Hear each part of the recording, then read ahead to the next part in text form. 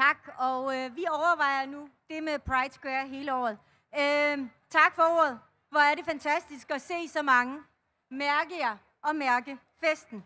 Jeg er stolt af at stå her igen i dag og beæret over at få lov til at holde en tale. Jeg starter lige et sted. Selvfølgelig skal en mangfoldig og divers hovedstad som København have en Pride. Og bare ærgerligt for de partier, der blev væk. En Pride, der fortsat er et fyrtårn for ligestilling, respekt og mangfoldighed. For Priden handler om at være stolt af den, man er. Om fællesskaber og plads til forskellighed. Det er det, LGBTQIA+-dagsordenen handler om. Det er sådan, I har rykket grænser og dagsordner gennem historien. Og tak for det. Som Scandinavian Leatherman, SLM, som kan fejre 50 års jubilæum. En forening, der er formet af 70'erne og 80'ernes mange års hårde kamp for bøsserne, og særligt kampen mod udskamningen af dem. Det, de var, og det, de er. Og ved I hvad? Det er en af de mange foreninger, der skaber trygge fællesskaber. Dem skal vi have flere af. Fællesskaber, hvor man kan være stolt af at være den, man er. For vi må ikke glemme, at der stadig er meget at kæmpe for. Og Priden er et af vores stærkeste symboler for den kamp. LGBTQIA+-personer bliver stadig chikaneret og udsat for had, vold og diskrimination. Det er helt vildt, at jeg skal sige det hvert år. 1 ud af 3 har oplevet diskrimination på baggrund af deres seksuelle orientering. Mere end hver anden har oplevet diskrimination på baggrund af kønsidentitet.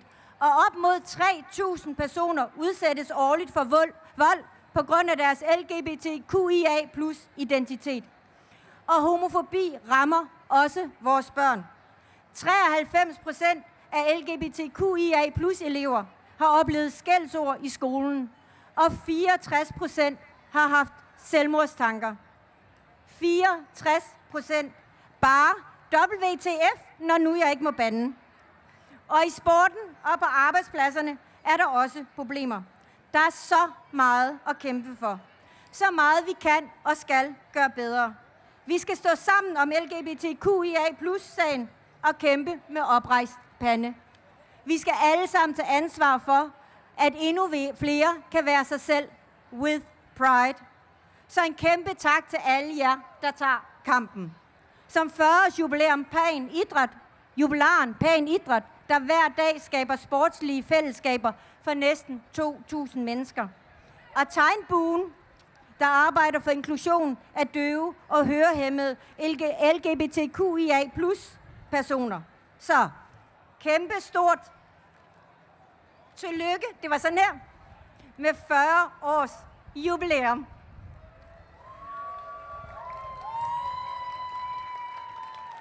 Og stort tillykke til TID, transpersoner i Danmark, der i 30 år har været til stede, hvor transpersoner, deres familie og nære kan mødes med ligesindede. Tak for jer og jeres vigtige arbejde, som desværre stadig er nødvendigt. Se bare, hvor vildt det er, at vi har en ligestillingsminister, der lader en provokunstner være sandhedsviden for og sætte ramme for at gøre noget i forhold til dem, som har det allersværest. Kære Marie Bjerre, lad være med at lade Ibi Pippi definere din kamp mod woke for billige politiske point. Lyt til den rigtige Pippi, for den, som er vældig stærk, bør også være vældig rar. Vis os, at du er en liberal ligestillingsminister, der kæmper for flere rettigheder til den enkelte, ikke begrænsninger af dem. Du kan gøre det bedre, for du viser desværre så tydeligt, at kampen for LGBTQIA+-rettigheder har så langt igen. For dine udtalelser viser, hvorfor det er så vigtigt, vi har en Pride, der sætter fokus på retten til at være den, man er. Elske den, man gør, med præcis samme rettigheder som alle andre. Så Marie Bjerre, jeg håber virkelig, at du er blevet misforstået. Og når nu Priden kan undskylde for at blive klogere i forhold til at udtale sig om udenrigspolitik, der er både svært og komplekst, så håber jeg, at du kan komme med en undskyldning og sætte dig for at blive klogere på, at det er svært at være transperson. Det er svært og komplekst, og skal ikke defineres af en provokunstner.